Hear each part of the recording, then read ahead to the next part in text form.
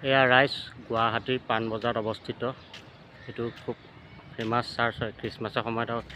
চবতে দেখিবই ফটো চটো থাকেই। চেণ্ট জফেছ কেথেড্ৰেল চাৰ্চ, পাণবজাৰ মানে একদম বিখ্যাত চাৰ্চ এইটোৱে। খুব ধুনীয়া এটা সুন্দৰ পৰিৱেশ গুৱাহাটী পাণবজাৰত আছে। এতিয়ানো ক'ত মানুহ হ'ব, খ্ৰীষ্টমাছৰ সময়তহে মানুহ হয়। ইয়াতো মানুহ নাই, তথাপিতো আহিছোঁ আৰু চাবলৈ।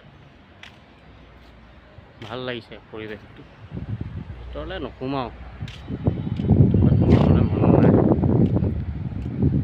এয়া এটা খুব সুন্দৰ চাৰ্চ মানে।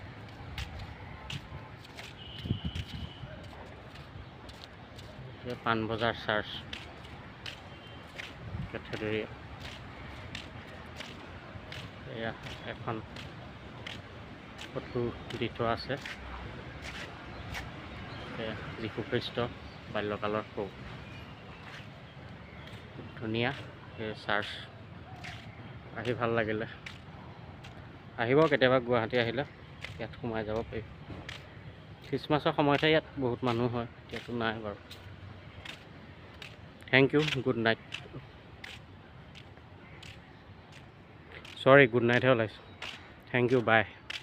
গৰমত কি কৈছোঁ নিজেই গম পোৱা নাই।